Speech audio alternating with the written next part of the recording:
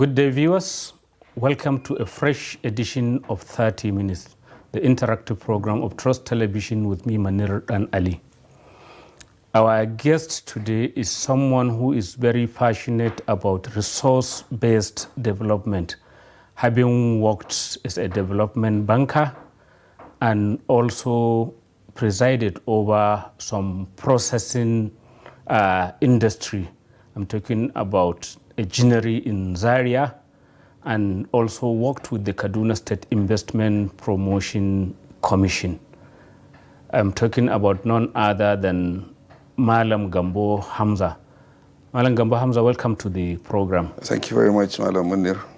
I know you've been passionate about development, especially in northern Nigeria, in Nigeria generally, but especially in northern Nigeria, where there is the competitive advantage of agriculture, of mining, and what have you.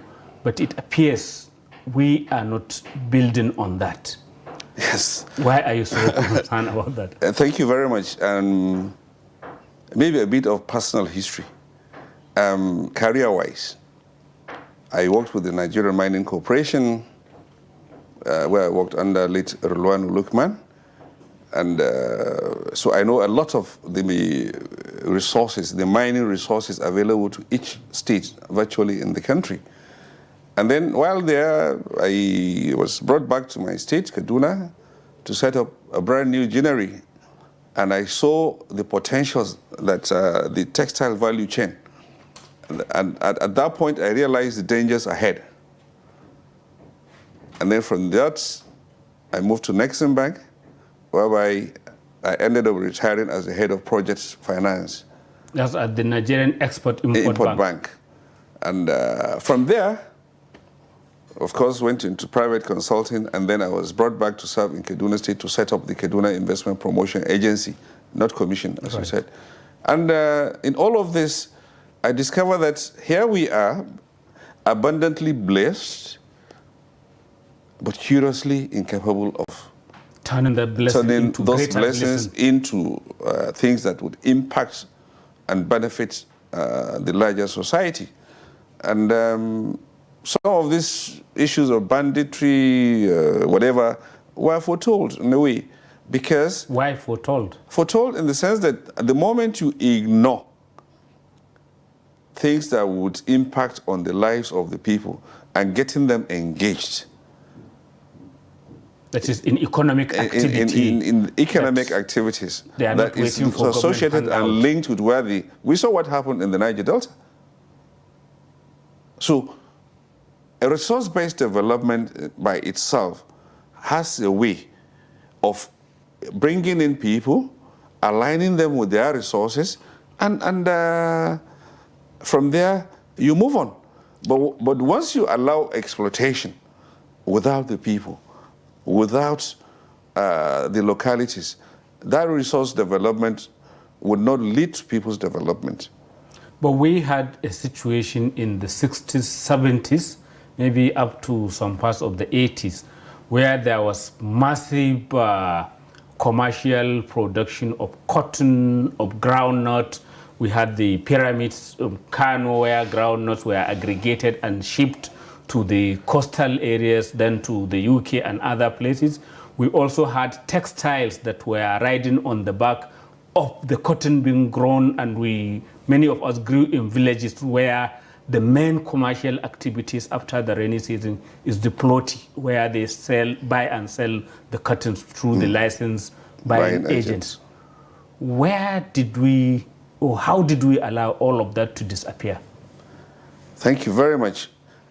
Fundamentally, our economic policies were totally misaligned.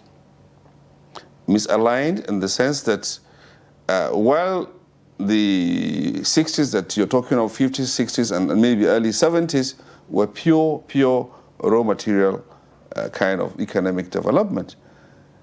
But the world was inching forward, and once you are not adding value and you're only exporting your resources on a raw basis without adding value, without creating a value chain, and your population is growing. So the tendency is, at the end of the day, you lose out. But we were processing, say, the cotton, turning it into jeans, cotton, lint, thread, then turning it into the material that we all wear. If you want to take the textile sector... At a time when, in Kaduna, for example, there are so many textiles that were coming with activities. That is a clear example of the value chain I was talking of. But what happened? You, as of policy misalignment, you went ahead to sign what you call the multi-fiber agreement. Now, I was part of the team that traveled to Geneva to sign under GATT, the forerunner to WTO, the General Agreement on Tariff. And we're very young. We cautioned that, look, we shouldn't sign this because it's going to really eliminate cotton. Because it was going to allow cheaper imports, probably. Mark you, the cotton you produce is short fiber cotton. And what's wrong with it? And it could only produce things like khaki, jeans, not the smooth textiles that you're wearing now. But can't we adapt and get the right seeds? You didn't do that. And then you signed that multi-fiber agreement, which now, as at the end of 2005, allowed every country to have freedom to export without limits. So all these talks about smuggling, China this, China that, we signed it. So policy misalignment.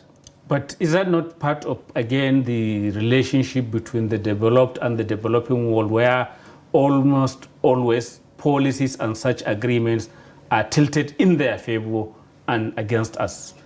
Knowledge. Do we have an option not to sign? Knowledge, yes, we did.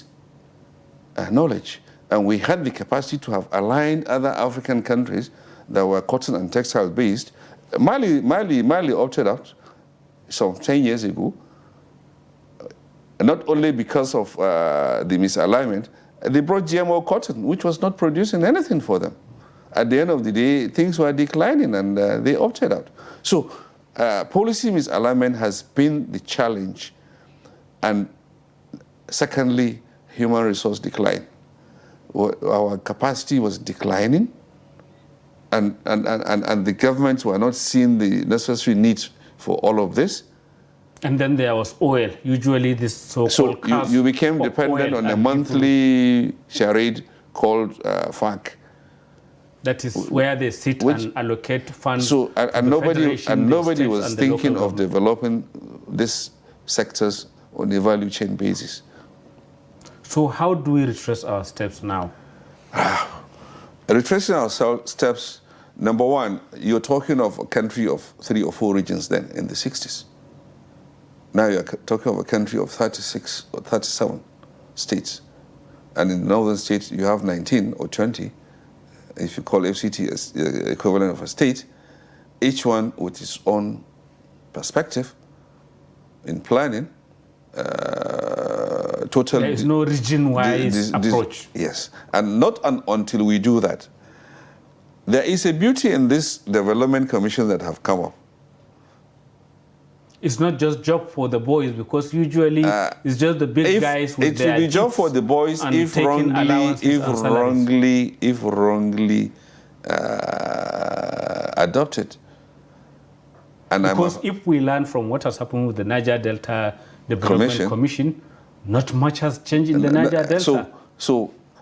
However, if a state, if a region like Northwest decides you can collectively develop the road from Kaduna to Kano to Katsina, Funtua, Gusau, Sokoto, Kebbi, back to Niger State, you have a cycle of development, infrastructure. So you can combine money, you can combine resources. But will the governors listen to any development commission? I mean, knowing how they are, we remember the famous story. I hasten to ponder on that. The quality of people, human resource again, that will be there to think, to implement, will be issues that would really determine whether these commissions will be a success or not. But regional development is imperative, and in issues like infrastructure other areas like human development resource. In ARDP, Area Resource Development Program, a study was done. It's an NGO Yes, that you belong to. yes. Can you imagine? Within the Northwest alone, you had 11 schools of agriculture. Why can't they have one or two? Of quality. Of quality. No, but you know the Me Too approach to But things. so is that the correct thing? When you cannot even provide the lecturers or the necessary tools to do the teaching, to impact the knowledge, so why can't they collectively? We've been talking of Abuja, Kaduna, Kano Road. These states can come together and really do it. Let's stop this center thing, and let's stop bothering the federal government over it, since we stand to benefit more than and if you decide anyone. to do a Marshall Plan type of approach, in 18 months, I had the governor saying in 6 months in 2 months he can defeat insecurity. But I'm telling you, in 18 months, the economic insecurity that we have, if you develop a Marshall Plan approach, I'm sure the North will stop crying. So back to the textile, because that one has happened. Is there a way we can revive it, like maybe what obtains still in Egypt? Egyptian cotton is well sought after. We know also Pakistan, we understand that even their textile does a lot of the military contracts for uniforms in the US Army and all of that. Is that impossible with Nigeria? It's not that it's impossible, but sometimes you have to look at things in their context. The federal government came up with corridor approach and decided to set up a textile corridor between Katsina, Zamfara, and part of Kaduna. MOUs were signed. In fact, DFID, of which I've done a few jobs with, consulting jobs. Department of International Development of the United Kingdom. Now called FCDO, Foreign and Common Development Office, did a study recently on textiles. And the states are just sitting there on what could have come up and benefit their people, and taking out all these hands that are now joining bandits. But the basis of it is even neglected in a much worse way. That's the agriculture, the growing of the cotton itself. Because now if you drive in the states you've mentioned, you may hardly see 1 or 2 farms where cotton is being grown. Would you know how much you spend on importing parts? That's parts for menstruation. For women's monthly period. Your area, Funtua alone and so on, can just set up, somebody can set up and produce that and make a hell of a lot of money and save the country a lot of foreign exchange, create employment. So the business community by itself too, everybody wants to go and build houses, wants to go and set up filling station. But incidentally, non-productive investments. In Funtua, there is still one of the last surviving textile industry that is still Funtua Textiles. Is that a textile? But at least it's still operating. They are producing bafts. At what level? Where is the cotton? And when you said, can we revive it? How long will it take you first to restore cotton farming? The last government under Emefiele, the central bank thing, they did something, an effort to revive gineries. But they discovered all the gineries were dead. But you go to other countries, United States, you find a ginery working for 50 years. So again, it's our approach and cultural thing, the way things break down very quickly. So it is really a very, very disturbing thing. And this North crying and so on, when God has blessed you, is an issue that we must address. And I will want us to address it shortly after coming back from a break. Welcome back. It is still 30 minutes, the interactive program of Trust Television, and our guest today is Malam Gambo Hamza, a development economist that is concerned about the need to base Nigeria's development based on the resources it has to develop the value chain and what have you. Malam Gambo, you were mentioning that it's ironic, especially the North, where there are so many resources, but we are not looking in that direction. And one resource you haven't even touched about is our leather industry. Recently, we saw Lagos is the one that has just commissioned a new factory also on leather, while all the leather, the skins are largely up here in the north. Why is it so? I see some northerners lamenting and all of that. And that was pretty annoying. We should be clapping for Lagos State and commending them, to be very honest. We are exporting these raw hides into Europe. So if somebody nearby is trying to buy the same hides and skin and process, why not? However, it is a sad reality for me. While working in Nexim Bank, we financed over 26 tanneries. 26 tanneries. The one that treat the leather into what you make shoes, into hide and the skin into leather.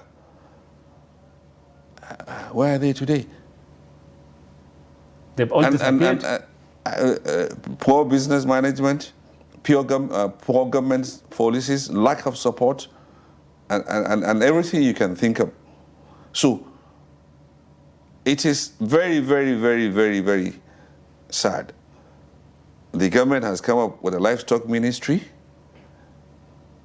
and this leather industries also is one of those that in 18 months you can revive the situation. Because some of those leather industries is just a small amount of money they require. I hear some of them are handicapped by just the huge electricity bill that they may have to pay. Now, that is part of the policy misalignment. If our power generation policy is poor, the SMEs will fall up, even some of the medium and larger industries. So yes, the power policy.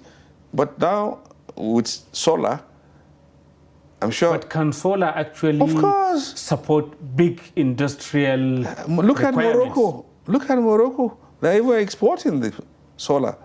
No, I mean for the businesses, of for course. the SMEs. What you need to do is to have a solar farm that will produce X megawatts. But then the initial setup cost, even for it's homes, a policy is choice. Huge. Shouldn't the government, when this now leads to development and other issues, employment, revenues? I think I remember NASENI, that's the National Agency for Science and Engineering, yes. Has been talking about starting an industry where you do the whole solar things locally, including the photovoltaic panels and what have you. Could that be the... That's one of the answers. They need to ensure that it's also resource-based, by the way. Yes, solar, because it's a natural resource. Exactly, to make the panels. So why can't you exploit it? Why must you wait for gas AKK to be finished? When the natural one is there, you have the land to set up the solar farms. That's a good area of poor resource management. You know, our dams, of course, with the technical requirements and so on, are failing. And there isn't much irrigation activity going on.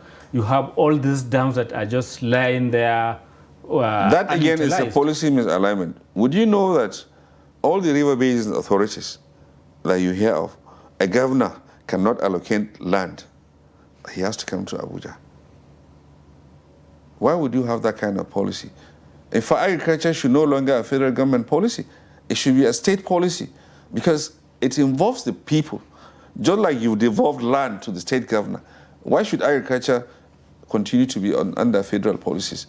But I understand that it's under concurrent. But when you own the river basins that do irrigation, a state governor cannot allocate the lands. They have to go and pay rentals. Yeah, but why are they not talking to each other? It's the same government. Policy, capacity.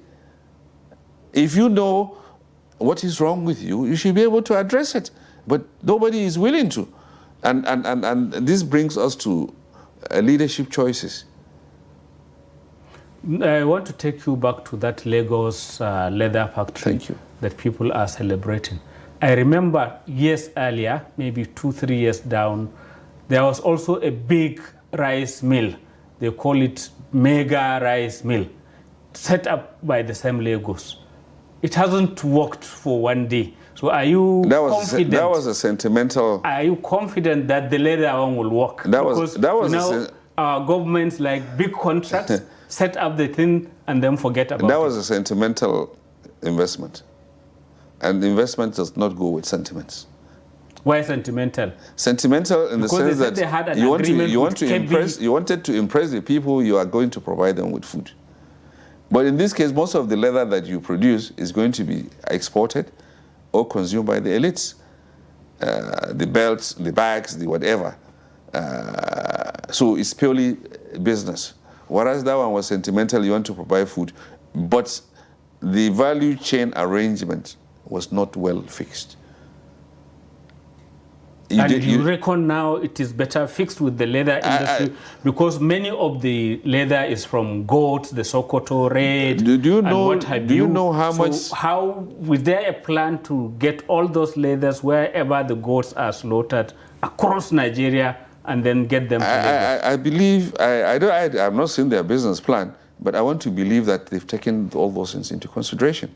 But I'm convinced that with that sector, it's a free market, open market. Do you know how many rams are slaughtered during Layya? Eid al-Kabir? No, even before Layya, every day. I'm talking of just... Yes. Do you know how many square meters of leather? In millions of square meters. Millions. I understand still before the Lagos one, that Sokoto and other states were talking about it with UNIDO involvement, that's the United Nations Industrial Development Organization and all of that. It hasn't happened. Then we have... That's exactly what I was trying to say in the leather industry. Because some of these brownfield investments, you don't need new thing. You only need retooling. And they'll come back to life within a short time. Just put in the resources. And the skills required to work in those sectors are minimal. They're not high-skilled sectors. So from what you are all saying, the states are central to any development of these value chains that is based on the resources, whether it's mineral resource, whether it's agricultural resource, whether it's any other resource that we are blessed with. They are totally central. Who is responsible for land matters? So whether mineral or agriculture is the state. But you have a situation whereby a mining company comes and the Federal Ministry of Mines goes and allocate land without consultation with the states and the people. Or irrigation wants to be done within any of the river basin authority. As you start your challenge, you have to come back to Abuja. These are areas of misalignments that the state governors have to wake up. It appears have to work coherently and purposely.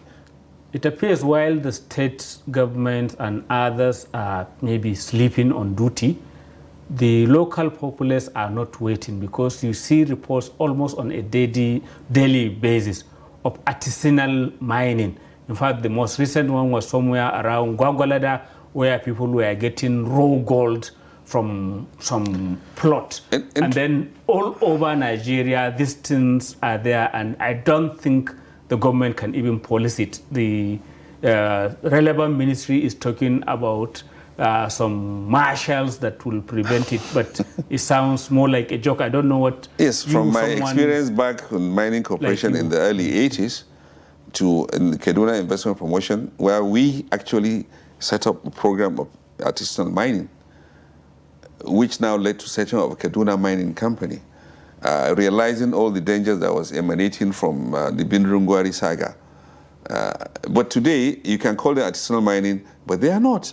They are only gangsters fighting. Some of these banditry things are as a result of one gang fighting with another. Over a mine Over a space. So, and with the level of ungoverned spaces that we have, I don't see how this organizing of artisanal miners and so on, which are in clusters, until you decide particular minerals and you work on mineral clusters, gold, columbite, whatever. But once it becomes a free-for-all fight, and with an extended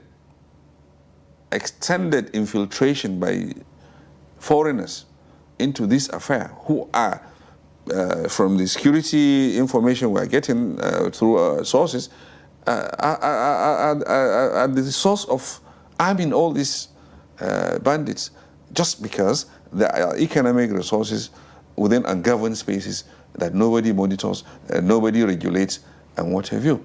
So with Nigeria's weak state now, how do you envisage all this could be either policed or the proper thing could be done? You just mentioned the Chinese and other foreigners that are in the remotest parts of Nigeria, mining rare earth, all sorts of no regulation, minerals, nothing. With no regulation.